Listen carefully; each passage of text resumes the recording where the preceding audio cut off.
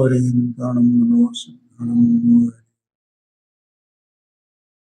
नमो वंशानमोदय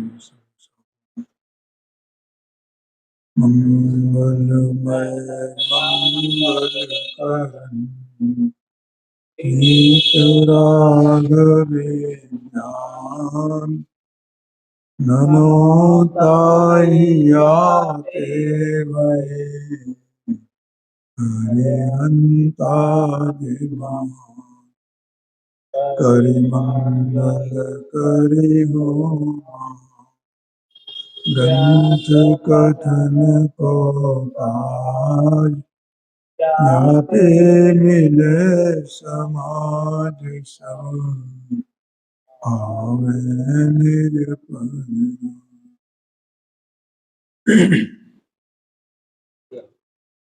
मोक्षमार्ग प्रकाशक जी ग्रंथ है, 7वां अध्याय, और इसमें उभयाभासी मिथ्या दृष्टि का प्रकरण है। इसमें ये विषय चल रहा था कि व्यवहार के बिना निश्चय नय का उपदेश कैसे नहीं हो सकता, और जब व्यवहार के बिना निश्चय का उपदेश नहीं हो सकता तो व्यवहार नय की बात को क्यों नहीं माना जाए है, माने नहीं माना जाए माने उसका श्रद्धान क्यों नहीं किया जाए, उसे सत्यार्थ क्यों नहीं माना जाए, ऐसा प्रश्न था। तो पंडित जी साहब ने यहाँ पर 3 दृष्टांतों के द्वारा इन दोनों प्रश्नों का उत्तर दिया। तो ये तो कल हो गया था अपना पूरा,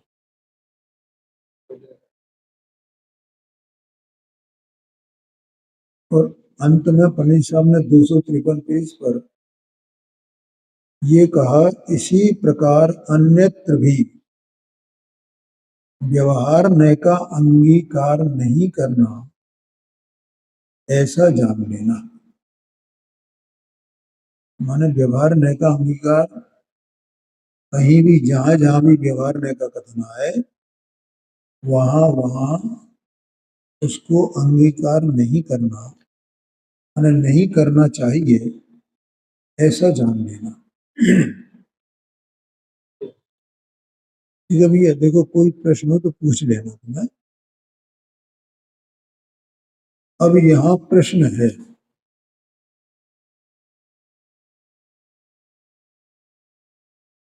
कि व्यवहार में पर को उपदेश में ही कार्यकारी है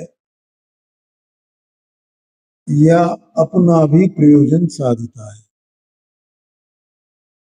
व्यवहार नय से अपन दूसरों को उपदेश करते रहे, ये कहते रहे कि भैया ठीक है, ये व्यवहार नय का उपदेश अंगीकार करने योग्य नहीं है, निश्चय नय का उपदेश ही अंगीकार करने योग्य है, और व्यवहार नय ऐसा ऐसा कहता है। तो ऐसा यहाँ प्रश्न किया है कि जो कहने वाला बताने वाला है उसका भी कुछ इससे हित होता है कि नहीं, क्योंकि ये तो असत्यार्थ है, व्यवहार नय असत्यार्थ को बताता है। इसका मतलब उसका बताने वाला जो व्यवहार नय का अवलंबन लेकर के वस्तु को बताएगा तो वो भी असत्यार्थ ही बताएगा, वो भी व्यवहार नय का अवलंबन लेने से असत्यार्थ को बताएगा। तो उससे अपना हित कुछ होगा क्या नहीं होगा, ऐसा प्रश्न है। तो समाधान है, देखिए आप भी जब तक निश्चय नय से प्ररूपित वस्तु को न पहचाने तब तक व्यवहार मार्ग से वस्तु का निश्चय करे। है? अपने को भी, या मान लो जो श्रोता भी है वो व्यवहार नय से मान सुनता है, उसका श्रद्धांत छोड़ दे श्रद्धांत तो उसका, तो इसका इसमें उसके श्रद्धांत छोड़ने में इसका कुछ हित होगा कि नहीं होगा, समझ में आया ना। तो उसको उसका उत्तर दिया पंडित जी साहब कि आप भी जब तक निश्चय नय से प्ररूपित वस्तु को न पहचाने, उसकी प्रतीति जब तक नहीं हो, हाथ पर रखे हुए आंवले की तरह जब तक वो अपने ज्ञान का विषय नहीं बने, आया कि नहीं आया ख्याल, तब तक व्यवहार मार्ग से वस्तु का निश्चय करे, मतलब तब तक करता रहे। कैसे करता रहे? देखो इसमें जो दृष्टांत दिए ना, इसे कैसे निश्चय करेगा वो व्यवहार मार्ग से। देखो ये एक इंद्री, दो इंद्री, तीन इंद्री, चार इंद्री, ये जीव होते हैं, सो ये बात सच्ची है, झूठी नहीं है, क्योंकि जीव इसी रूप में संसार में पाया जाता है। और ऐसा होने पर भी मुझे क्या करना चाहिए कि मुझे दोनों की भिन्नता जाननी चाहिए। अभी तो ये दोनों मुझे एक ही दिखाई देते हैं, लेकिन वे एक है नहीं। इसलिए जब तक वस्तु का निश्चय नहीं हो जाए, तब तक व्यवहार मार्ग से उसका चिंतन मंथन किया जाए।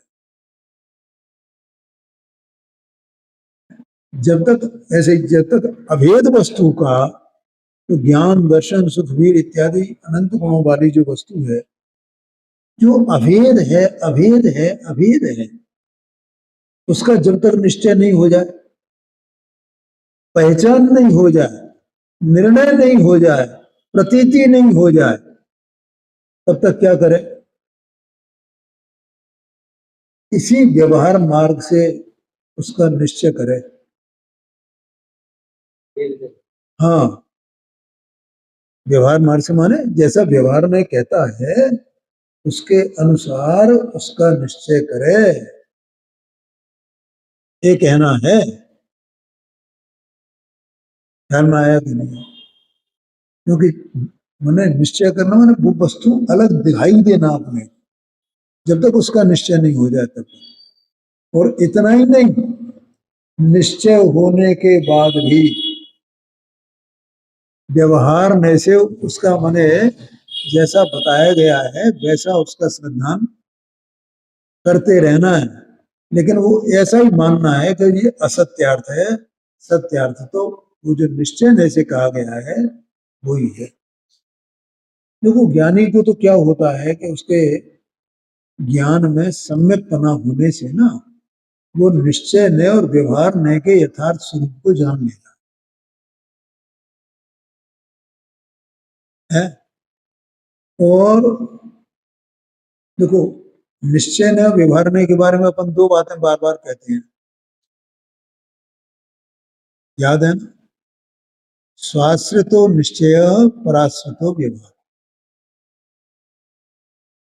अभेद सो निश्चय, भेद सो व्यवहार, यही बात है। और निश्चय का अर्थ ही यथार्थ होता है, वास्तविक होता है। निश्चय का मतलब क्या है? ऐसा ही है, ऐसा होता है। और जैसा निश्चय का अर्थ होता है वैसा व्यवहार का नहीं होता है।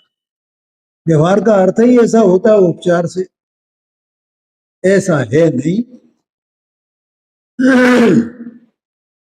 ठीक है, तो जब जीव को सम्यक ज्ञान होता है तो उसके प्रमाण ज्ञान में, अब जैसे व्यवहार के दो बातें कही अपन ने,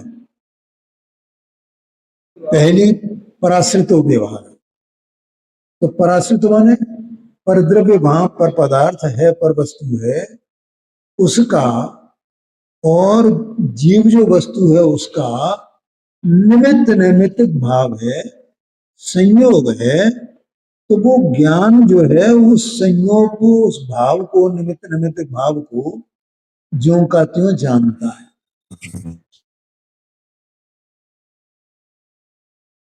आया समझ में कि नहीं आया? ज्यों का त्यों जानता है वो। और ज्यों का त्यों जानता है, तो वो ये जानता है कि ये निमित्त निमित्त भाव इस प्रकार से है और इसी को व्यवहार करते हैं। और वास्तव में तो ये स्वतंत्र है, इसका अपना द्रव्य गुण पर्याय, अपना परिणमन, इसका अपने में सवेरे बात चली ना, पर्याय होती है, तो पर्याय उसी में निमग्न है ना, उसी में डूबी है, वही वो काम कर रही है। कोई बाहर बाहर इधर उधर तो कोई पर्याय पर्याय होती नहीं, वस्तु में ही है। और हर एक वस्तु की ऐसी दशा है, निमित्त की भी ऐसी दशा है। ये निश्चय हो गया है, निमित्त को निमित्त में थापना, उपादान को उपादान में थापना।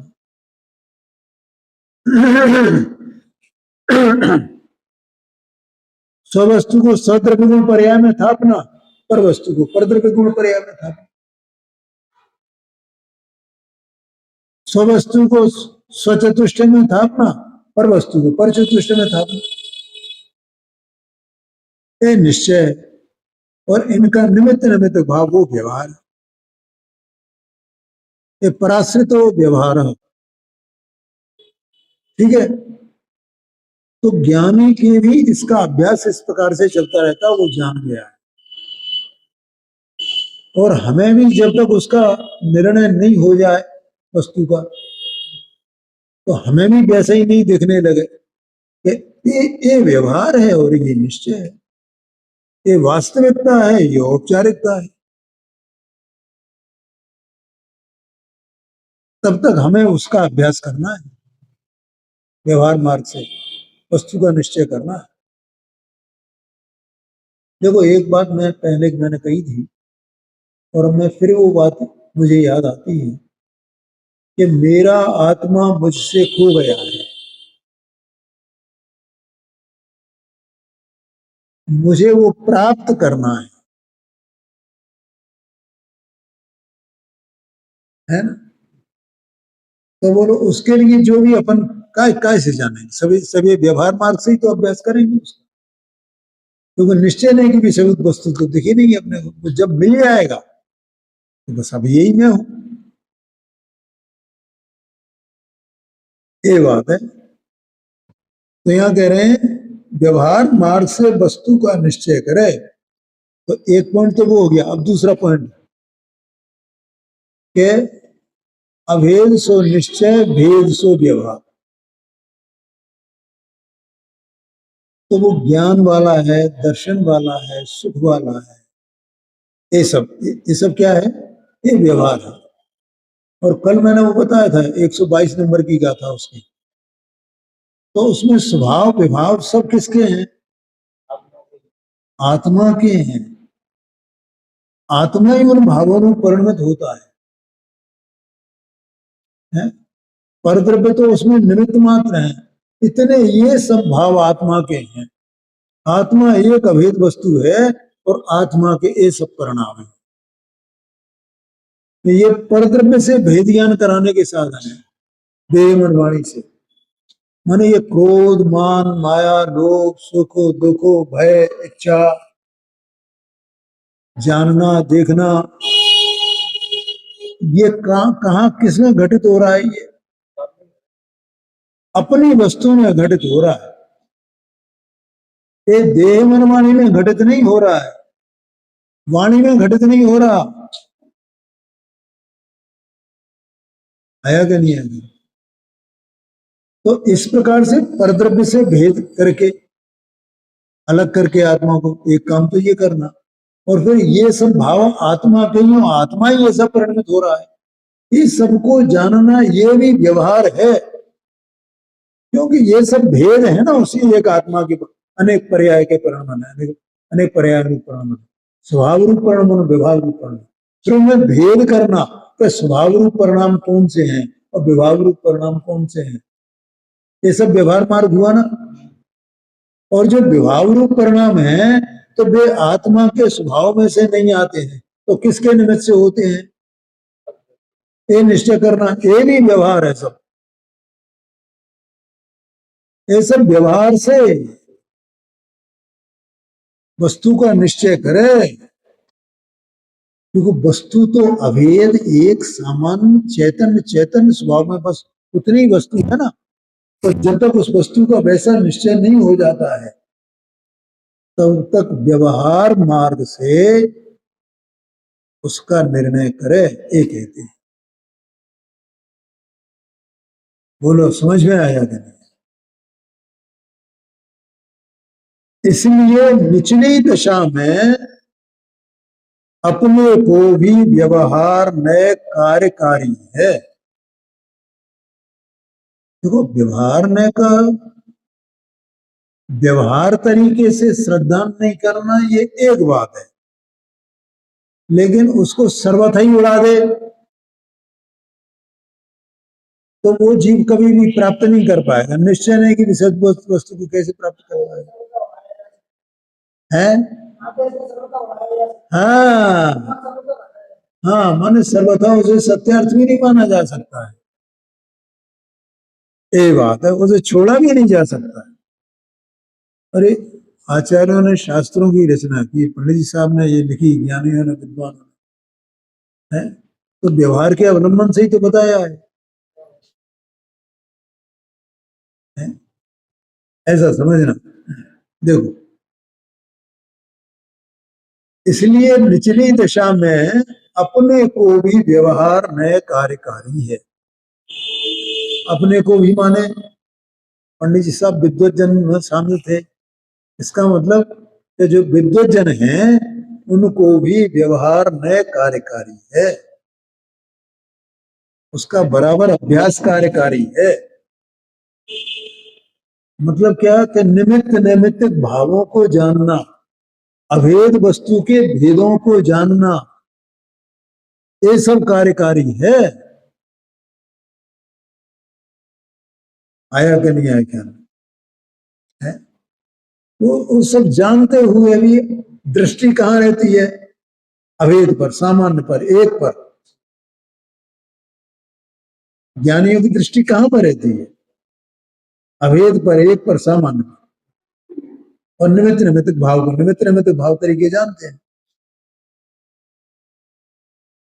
क्या भैया? नवीन भाई समझ में आ रहा है? थोड़ी कठिन बातें हैं असल में, ये सुनी नहीं है, लेकिन भाई अब क्या करें, कमर तो कसनी पड़ेगी ना उसको, हैं? क्या करें, बहुत मुश्किल है। देखो ये कोई घुटी नहीं है कि उसको मिला करके तैयार करके वो पिला दी जाए किसी, ये तो अपने को ही अभ्यास करना पड़ेगा है। और जो जीव डटे रहते हैं ना वे प्राप्त कर लेते हैं, और ऐसे डटने वाले बहुत कम होते हैं, बहुत कम होते हैं है? नहीं तो वो जब ये आए थे ना, 12-13 साल हो गए इनको आए हुए, 2011 में आए थे। तो पांडे जी आए थे और ये आए थे, और एग्जाम 10-12 लोग और आए थे, इतने लोग आए थे। और आकर के पहले दिन तो 10-12 लोग आए, दूसरे दिन 5-6 लोग रह गए, और फिर 1-2 लोग और रह गए, फिर वे कभी कभी आने लगे 1-2 लोग, और फिर धीरे धीरे वे बिल्कुल विदा हो गए, और ये दो डटे रहे तो जाने कितने आते हैं और कितने चले जाते हैं ओम प्रकाश जी, लेकिन वे धन्य हैं जो डटे रहते हैं। अब ये उनकी रुचि का ही बल है, उनकी पकड़ है कि वे डटे रहते हैं। आज नहीं तो कल तो समझ में तो आएगा, ये कोई बात तो अद्भुत है, ये कोई बात तो अनोखी है? सारे को क्यों नहीं समझ में आता है? आया क्या नहीं आया क्या? इतनी भीड़ है, इतने लोग आते हैं, इतने, अभी कोई विद्वान आ जाए और अभी देखो वहां पर कितनी भीड़ लगी है? कोई विद्वान आ जाए तो कितनी भीड़ इकट्ठी हो जाएगी, और फिर वो अगर मान लो उसी विद्वान को कह दिया भैया तुम यहीं रहो, अब कहीं नहीं जाओ तो क्या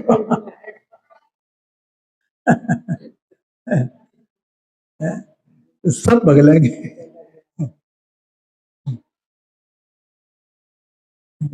बहुत मुश्किल है। अब जैसे वहां भोपाल में बीना के चंद्रसेन जी हैं, वे वहां रहते हैं। तो मतलब वो आश्रम बना हुआ है, उस आश्रम में वो रहते हैं। तो वहाँ अब भोपाल का चौक का मंदिर है, वहाँ पुराना भोपाल, तो वहीं पर मतलब पब्लिक बहुत है वहां पर, चौक के मंदिर के आसपास। और मैं समझता हूँ कम 250-300 घर होंगे और सब उसी मंदिर में आते। तो 250-300 घर हैं, तो उनके कितने लोग हो गए सब मिला करके? कम से कम 1500। ठीक है, 1000-1500 लोग रोजाना मंदिर में आते। अब उसमें से 50-60 लोग रोजाना मंदिर में सुबह के वक्त स्वाध्याय में बैठते हैं। 50-60 लोग, सब स्त्री पुरुष सब मिला कर। अब कहाँ 1500 की संख्या, कहाँ 50-60। अच्छा, अब वो सुबह तो इतने बैठते हैं, और शाम को 10-5 लोग बस, 10 लोग, 12 लोग, 15 लोग, बस 15 से ज्यादा मैंने कभी नहीं देखा। ये समझ लो। तो अपने यहाँ ये 5 लोग बैठे हैं, ये बहुत बड़ी बात है। जब वहां इतनी जनसंख्या में 10-12-15 लोग बैठते हैं शाम को, है। अब वो चूंकि वहां रेगुलरली रह रहे हैं, और वो उनके वो मतलब सुबह का व्याख्यान उनका होता है, और दोपहर का व्याख्यान उनका वहां आश्रम में ही होता है, और शाम को वे मंदिर जाते नहीं। और एक सवेरे ही होता है 6:30 बजे, वो होता है वहीं आश्रम में। मंदिर में होता है वो 9:30 बजे होता है। तो मुक्षुओं का जो है वो एक चैत्यालय अलग बना हुआ, उसी में मंदिर में ऊपर, वो ऊपर चैत्यालय और नीचे स्वाध्याय भवन है। उस स्वाध्याय भवन में स्वाध्याय होगा, और मतलब उसकी कैपेसिटी लगभग 200 लोगों की कैपेसिटी है स्वाध्याय भवन। तो मैं ये कह रहा हूँ कि रेगुलरली बाहर के हैं, रेगुलरली वहां रह रहे हैं, लेकिन लोग उतने ही सुनने वाले, उतने ही, यार उससे ज्यादा बढ़ते करते नहीं, चाहे सुबह हो चाहे शाम हो। और वहां उसमें जो आश्रम में स्वाध्याय चलता है ना, उसमें वो इतने ही 5-7 लोग आते हैं बस। तो सवेरे की उसमें 2-3 महिलाएं आ जाएंगी, 4-5 पुरुष आ जाएंगे बस, आश्रम में जो चलता है। और दोपहर में उससे भी कम रहते हैं, क्योंकि पुरुष आ ही नहीं पाते हैं व्यवसाय को छोड़ करके। तो जो रिटायर्ड है ना, वो 2-3 लोग उसमें आ जाते हैं, और इक्का दुक्का महिलाएं आ जाती हैं। ये स्थिति है। तो मैं ये कह रहा हूँ, बहुत मुश्किल है ये तत्व को समझना, कितना कठिन है। मैं खुद ये अनुभव करता हूँ कितने तत्व कठिन क्यों है, जगत को लगता क्यों कठिन। संसार मार्ग की रुचि है, और फिर ये चीज, इन चीजों का अभ्यास नहीं हुआ है।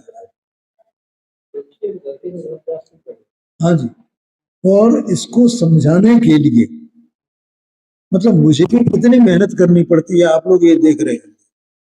सवेरे वो इनकी समझ में वो नहीं आता था, तत्समय की योग्यता, ये एक बात, स्वकाल में पड़ेगा, इनको समझ में नहीं आता था। और इत्तेफाकन जो आज मैंने समझाया जिस तरह से, जितनी मेहनत करके, तो तभी ये कहने लगे आज मेरी समझ में ये आया कि पर्याय का स्वकाल क्या होता है। यही पूछा था ना, बताया था तत्समय की योग्यता। हम वो स्वकाल कहोगे, तत्समय की योग्यता कहोगी। आज मैंने कितनी मेहनत की उसके लिए, ध्यान भी है तुम्हें, ऐसा समझना। तो इतनी मेहनत क्यों, मुझे मालूम है, मैं जानता हूं कि एक तत्व की बात कैसे समझ में नहीं आ रही है, वो कैसे समझ में आए, मुझे पता है। ये समझ गई, उसको समझने के लिए जो मैंने मेहनत की है, वही मेहनत मैं तुम्हें समझाने के लिए कर, पर मेरे समझाने से नहीं समझते हो, ये बात नहीं है।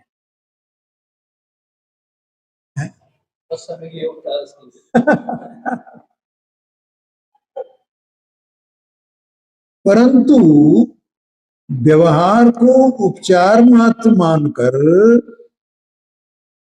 उसके द्वारा वस्तु को ठीक प्रकार समझे, व्यवहार के द्वारा उसे उपचार मानकर वस्तु को ठीक प्रकार समझे तब तो कार्यकारी हो। परंतु यदि निश्चयवत व्यवहार को भी सत्यभूत मानकर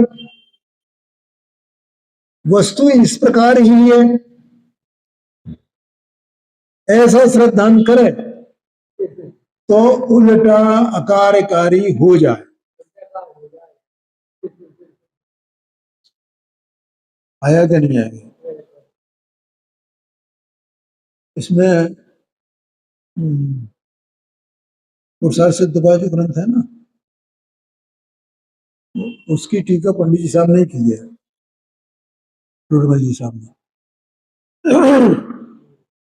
उसमें शुरू में उन्होंने एक छंद लिखा है,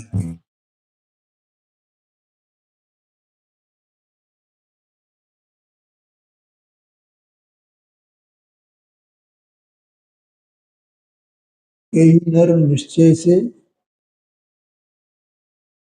आत्मा को शुद्ध मान, भये हैं स्वच्छंद न पिछाने निज शुद्धता। समझ में आ गया?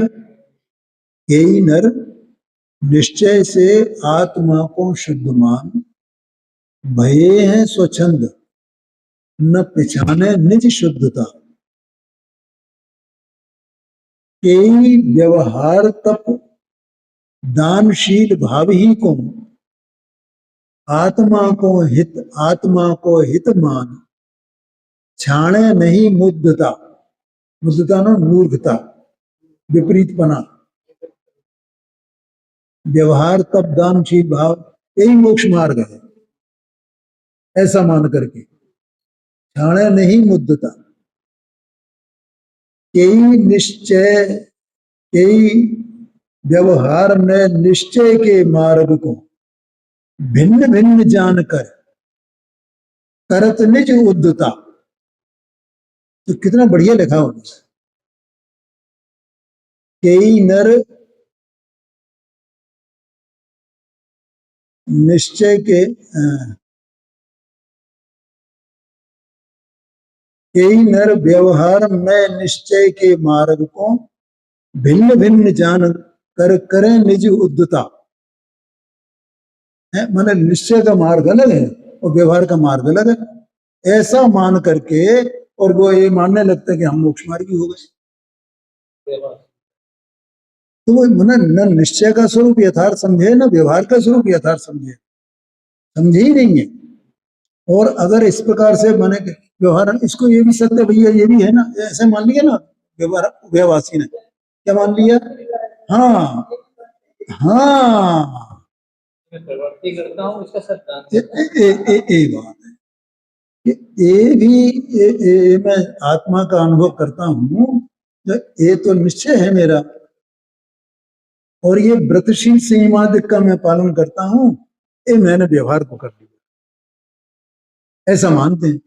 तो वो वास्तव में क्या निश्चय व्यवहार के स्वरूप को समझे? नहीं समझे हैं, क्योंकि दोनों को बात ये चर्चा चल रही है ना पीछे से। क्या मानता है उभयवासी? निश्चय और व्यवहार दोनों को उपादेय मानता है।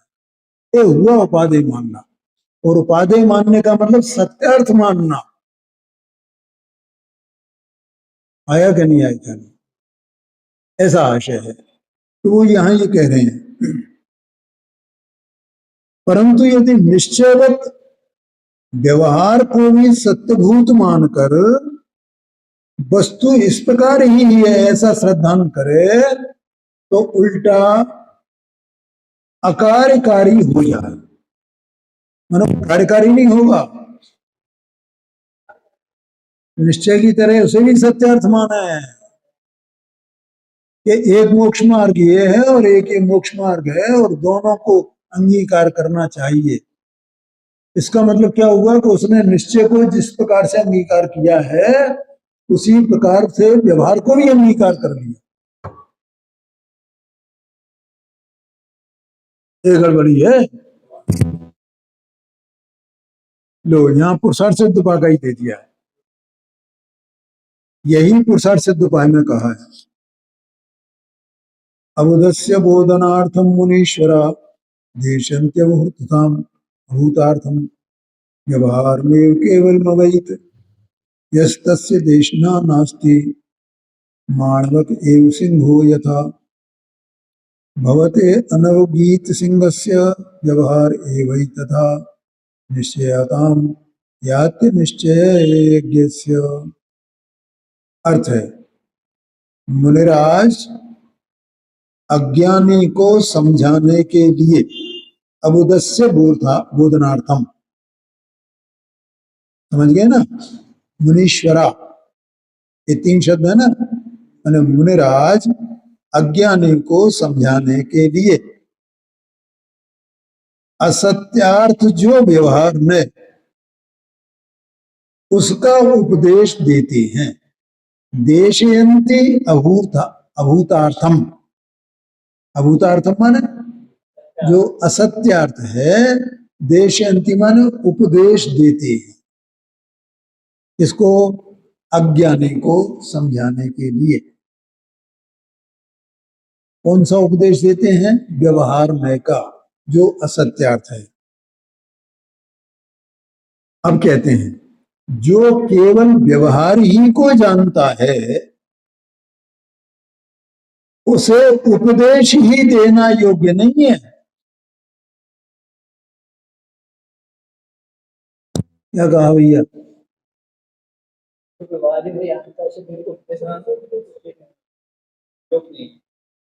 हाँ, व्यवहार ही को जानता है उसे उपदेश देने योग्य नहीं है। इसका मतलब क्या होगा कि जो यही जानता हो कि 1 इंद्री, 2 इंद्री, 3 इंद्री, 4 इंद्री, पंचेंद्री, संगी पंचेंद्री, देव, मनुष्य, त्रियंच, नारकी, यही जीव होते हैं, यही जीव होते हैं। इसका मतलब क्या होगा कि वो अकेले व्यवहार को ही जानता है। आत्मा दर्शन वाला है, ज्ञान वाला है, सुख वाला है, वीर वाला है, ऐसा ही जानता हो तो वो अकेले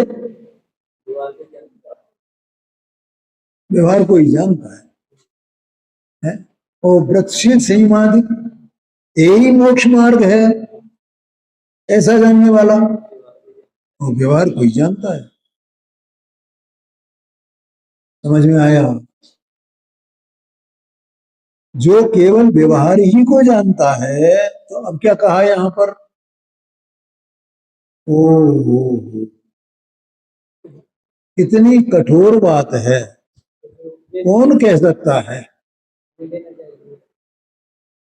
वो उपदेश के योग्य नहीं है। क्या कह दिया? ये तो आचार्य अमृतचंद्र जैसे वीर पुरुष ही कह सकते हैं भैया कि उसे उपदेश देने योग्य नहीं है।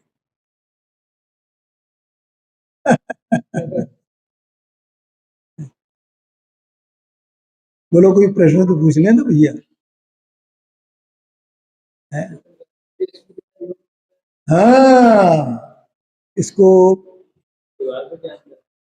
जो व्यवहार ही को जानता है, इसका मतलब क्या होगा?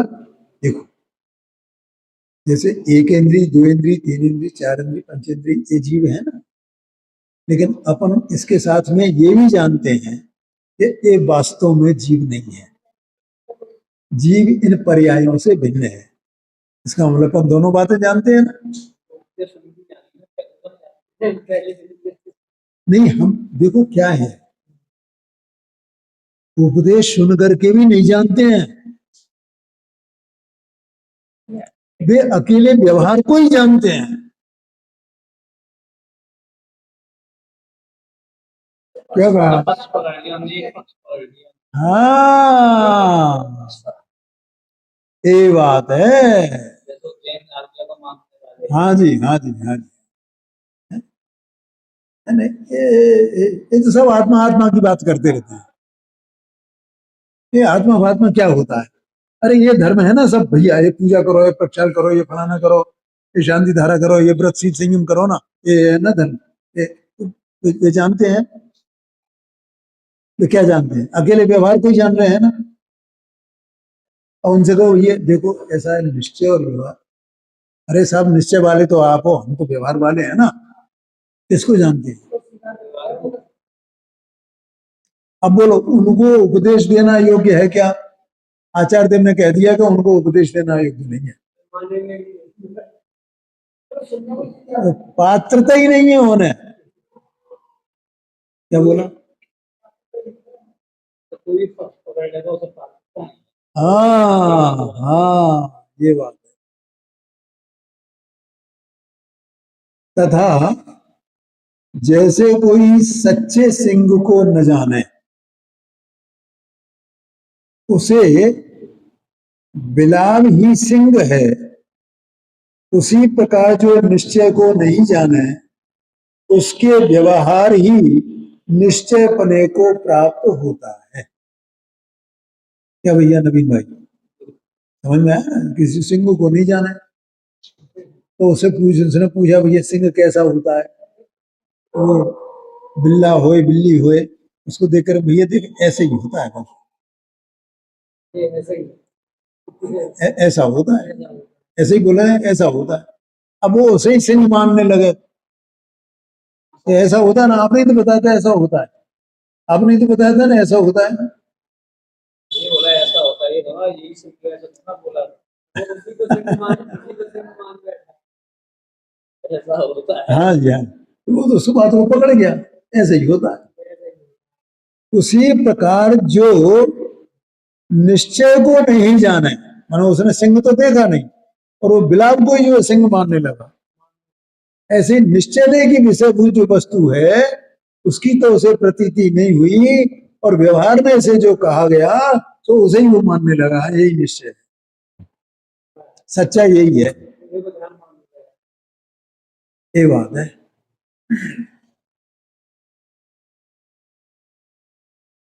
ये हो गया। अब देखो आगे कहते हैं, ठीक है भैया, इसमें ये निश्चय किया पंडित साहब ने कि भैया वो हमें व्यवहार निश्चय दोनों से वस्तु का निश्चय करना चाहिए, बस ये था। व्यवहार का अभ्यास छोड़ना नहीं, कि हमें तो आत्मा मिल गई, आत्मा मिल गई, ऐसा निश्चय नहीं से जो आत्मा का स्वरूप कहा गया है ऐसा मान के नहीं बैठना, ऐसा आशय है। देखो अब यहां कहते हैं,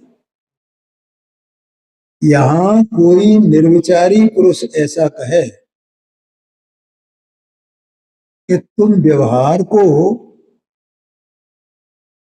असत्यार्थ, हेय, छोड़ने योग्य कहते हो, तो हम व्रतशील संयमादिक व्यवहार कार्य किस लिए करें, सबको छोड़ देंगे। क्या कहा? देखो ये जीवों के उद्गार हैं, ऐसे विचार हैं, ऐसे प्रश्न करने वाले भी हो सकते हैं। हाँ हाँ ये बात है।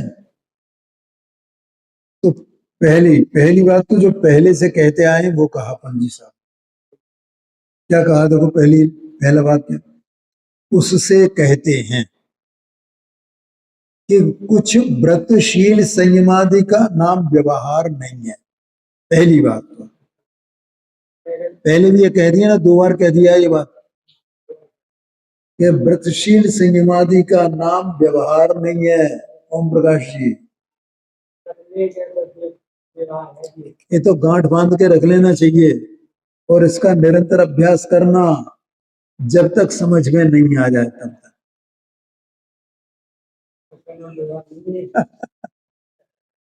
ये ऐसे मंत्र हैं, ये 2 जगह लिखा ना पंडित साहब ने, तीसरी जगह लिख रहे हैं। किसी द्रव्य का भाव, किसी क्रिया का नाम, किसी भाव का नाम निश्चय नहीं है, किसी भाव का नाम, द्रव्य का नाम, पदार्थ का नाम व्यवहार नहीं है। और फिर यहाँ फिर और कहा था, कहा 250 पेज पर फिर कहा था उन्होंने कि द्रव्य जो द्रव्य की जो प्रवृत्ति है, प्रवृत्ति माने द्रव्य की परिणति, प्रवृत्ति तो द्रव्य की परिणति है, तो परिणति में निश्चय व्यवहार बनता नहीं है, ये बताया था ना। वो तो उसका किस रूप में निरूपण किया जा रहा है, निरूपण का नाम निश्चय, निरूपण का नाम व्यवहार है। वस्तु तो जहां है वैसी की वैसी है ना अपनी जगह, क्या भैया नवीन भाई,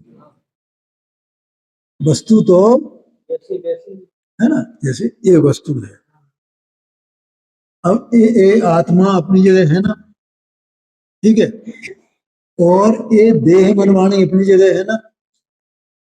अब यहाँ पर दो सत्स्वरूप वस्तुएं हैं, तो दोनों का अपना अपना परिणमन चल रहा है कि नहीं चल रहा है? ये वाणी निकल रही है कि नहीं, हाथ पैर हिल रहे हैं कि नहीं, आंखें फैल रही हैं, सिकुड़ रही हैं कि नहीं, क्या नहीं हो रहा है? ये बाहर से देखें, और अंदर में जो जीव वस्तु है उसके अनेक प्रकार के विकल्प, कि मुझे कब क्या बोलना है, क्या कहना है, तत्संबंधी विकल्प, उनका ज्ञान, ये सब काम चल रहा है कि नहीं चल रहा है? और वो इसमें चल रहा है, वो सत्स्वरूप वस्तु है आत्मा उसमें, और ये इसमें चल रहा है, तो वस्तुएं तो सब अपनी अपनी जगह अवस्थित है ना,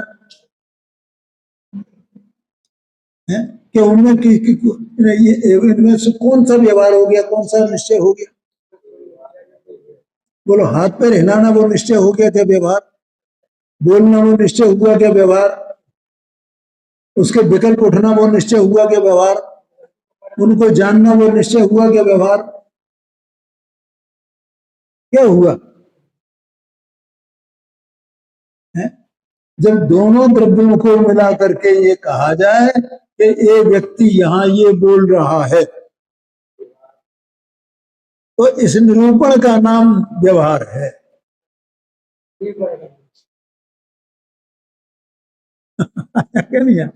वस्तु तो जहां जैसी है पड़ी हुई है, अपने में जैसी परिणमित हो रही है, उससे क्या है? उसका नाम निश्चय व्यवहार नहीं है। कितना सरल है इसको समझना।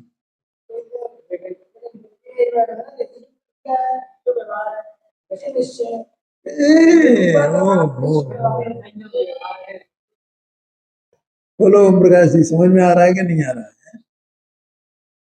ये जबरदस्ती थोप रहा है, अरे ये व्यवहार है, ये निश्चय है, ये व्यवहार है। अरे प्रभु कुछ समझे ही नहीं, मुझे इसलिए मेहनत करनी पड़ती भैया समझाने के लिए, यहां से हट करके मुझे मेहनत करनी पड़ती। एक बार अपने स्पष्ट हो जाने, दो टूक बार बस, एक कोई निश्चय नहीं, कोई व्यवहार नहीं है। शरीर को जीव मानना ये व्यवहार है, शरीर को बिना निश्चय ना व्यवहार। हाँ, नहीं नहीं, मानना नहीं, कहना, निरूपण करना,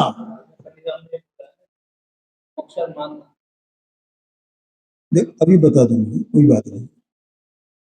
मानना मतलब यहाँ कहने से आशय है, मानने से